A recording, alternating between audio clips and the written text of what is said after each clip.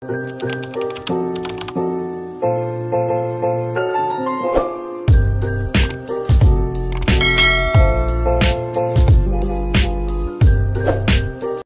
semuanya, tidak terasa sudah hampir setengah novel kita baca ya.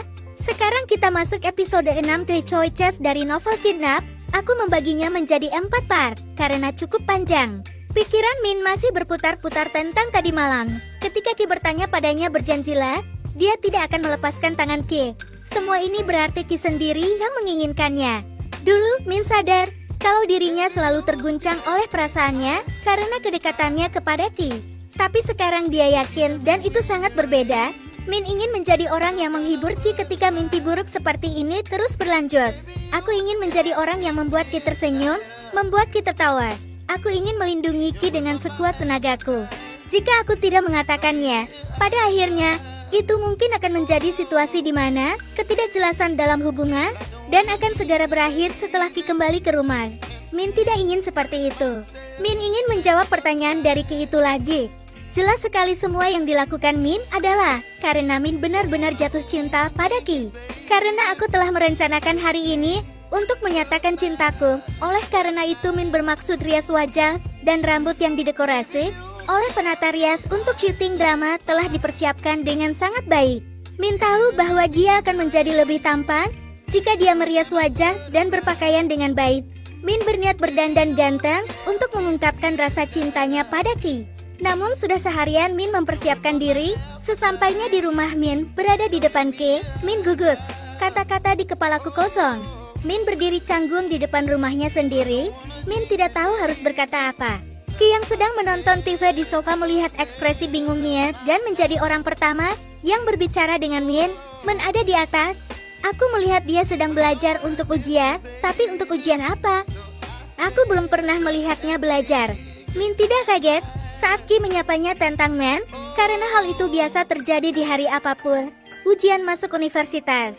Dia telah bersekolah di rumah sejak kecil dan sering sakit. Oh, kukira selama ini dia sedang libur sekolah. Dia bilang bahwa Kanong Jen pergi ke sekolah setiap hari. Ki menutup kalimatnya dan mengalihkan perhatiannya ke TV. Ki tidak peduli sedikit pun padanya. Min sedikit terkejut dengan ekspresi normal Ki. Emang, tidak ada yang aneh dengan itu, tapi ini bukan sikap seseorang yang baru saja mengakui perasaannya tadi malam. Min berpikir, karena keduanya belum berbicara, sudah jelas hubungan seperti apa yang ingin dijalin setelah ini, dan ini mungkin saat yang tepat untuk membicarakan masalah ini dengan jelas. Ki, bisakah aku bicara denganmu? Min angkat bicara, tidak bisa berhenti merasa malu, karena aku bisa merasakan dorongan yang kuat. Wajahku panas sekali saat Ki menganggun. Min berjalan mendekat dan duduk di sampingnya. Tadi malam saat kamu bilang kamu tidak ingin aku melepaskanmu, maksudmu sebagai apa? Min memegang tangan Ki. Min masih belum menyelesaikan kalimatnya. Suaranya menghilang di tenggorokannya saat Ki berbalik dan memberinya ekspresi bingung. Kenapa tadi malam? Apakah kamu tidak akan tidur di bawah lagi?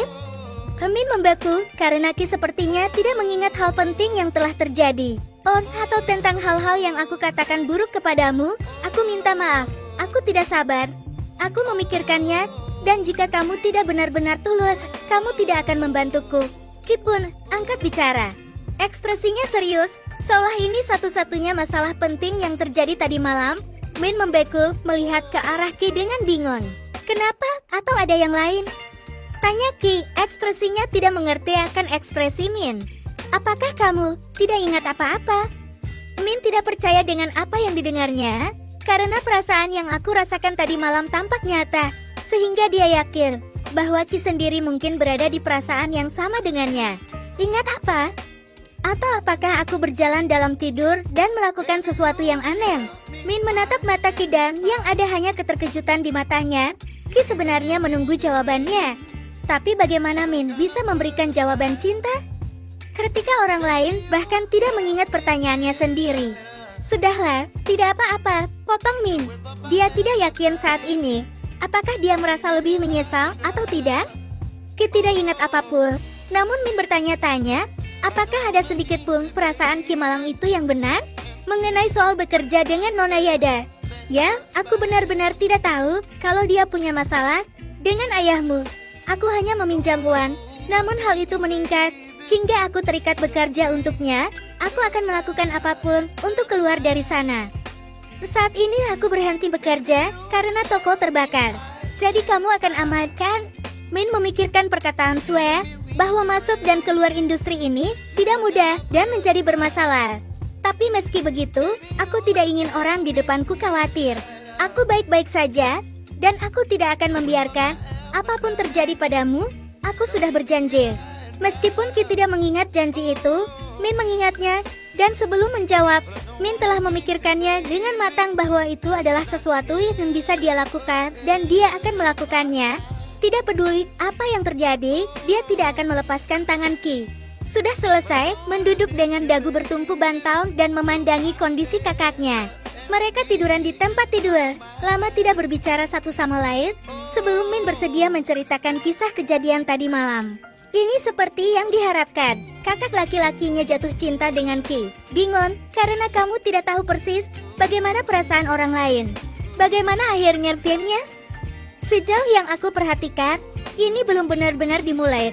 Meskipun aku tidak tahu, apakah Peki mempunyai perasaan terhadap Pemina. Yang pasti Peki sepertinya tidak akan bertahan dengan apa yang Pemin lakukan kepadanya. Aku bertanya, jika Pemin benar-benar menyukai Peki, bagaimana? Peki tidak menyangkalnya. Min mendengarnya, dan segera melepaskan bantal yang menempel di wajahnya.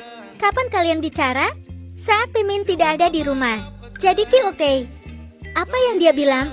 Dia bilang aku tidak bisa melihat apa yang aku pikirkan. Tapi aku tidak bilang aku tidak menyukainya. Aku tidak ada merasakan seperti ini sama sekali sebelumnya. Min mendengar itu, dan hatinya membengkak. Matanya mulai berbinar. Min mencoba menyusun pikiran di kepalanya. Bagaimana jika setiap kali Piki mengalami mimpi buruk dan memelukmu, itu menunjukkan alam bawah sadarnya mungkin dia ingin Pemin tinggal bersamanya. Aku pikir Pemin terus menggodanya agar punya kesempatan. Menggoda? Bagaimana cara menggoda? Pemin menyatakan cinta kepadanya. Dia akan tahu bahwa dia telah membuatmu menderita. Kamu hampir bisa menggendongnya dan berjalan akhir-akhir ini. Kamu melakukannya karena kamu menyukainya. Apapun yang kamu pikirkan, cobalah untuk terbuka terlebih dahulu. Jika kamu tidak tahu bagaimana memulainya, cobalah mencari tahu. Kamu bisa memberinya sesuatu sebagai imbalannya. Hadiah? Sepanjang malam Min berpikir tentang apa yang harus dia beli untuk Ki. Sepanjang waktu bersama Ki tidak mengungkapkan preferensi tertentu, Min ingat bahwa Ki memiliki kalung. Itu adalah kalung dengan liontin Ki yang digunakan dalam surat tebusan. Min tidak tahu apa arti kalung itu bagi Ki, jadi dia tidak berencana membelinya. Kalung lain akan diberikan sebagai gantinya.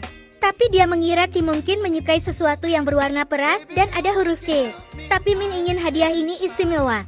Jadi Min memesannya. Yang dipilih Min adalah gantungan kunci perak sederhana dengan tulisan Al-Kive, berasal dari kata love, tinggal ubah menjadi Ki. Untungnya, Min mengenal banyak anggota tim seni berbakat, jadi Min bergabung dengan mereka. Berpartisipasi dalam pembuatan gantungan kunci ini sendiri, Min memandang gantungan kunci di tangannya dengan bangga. Kali ini Min akan benar-benar terbuka dan berbicara dengan Ki. Min berjalan kembali ke dalam rumah, dan menemukan bahwa orang yang duduk di ruang tamu adalah Mel. Di mana Ki? Peki bilang dia sakit kepala, jadi dia ingin tidur. Pergi urus dia. Min mendengar hal itu dan segera naik ke kamar untuk memeriksa kondisi Ki. Ki, apa ada yang salah? Di mana yang sakit? Apakah kamu sudah minum obatmu? Hati Min gelisah. Gunakan punggung tangan untuk menyentuh pipi dan dahi orang yang berbaring telentang sambil memeluk boneka Goldana. Namun ternyata Ki tidak panas. Ki duduk dan berbalik untuk menjawab Min. Aku tidak apa-apa. Tapi tadi Man bilang, aku tidak apa-apa, sungguh. Ki memotong dengan suara yang sedikit lebih keras. Min membeku, ekspresi wajah Ki seperti ada sesuatu yang tidak nyaman. Ki, tahukah kamu dapat berbicara denganku. Ki tertegun, bukannya Min mengeluarkan suara omelan, melainkan Min berbicara lembut, dan menunggu dengan sabar, yang ada hanya kekhawatiran di mata Min. Baru saja aku menonton berita, Kun Fum, orang yang dia sulap untuk menculikku sudah mati. Tapi beritanya belum menyimpulkan kalau itu kecelakaan atau pembunuhan. Adapun ayahku, dia keluar mengatakan bahwa Ku mungkin terlibat dalam kasusnya. dan akan mengikuti setiap prosesnya. Min terdiam, kesal, karena di saat seperti ini dia tidak tahu harus berkata apa. Aku baik-baik saja, kata Ki pada Min. Ki mengetahui bahwa Min mengkhawatirkannya, sikap lembut dan penuh perhatian itu membuat Ki terasa goyah. Dulu, kalau ada cerita seperti ini, Ki hanya keluar untuk minum. Kalau mabuk aku ketiduran. Kalau bangun dan tidak kunjung hilang, ulangi terus.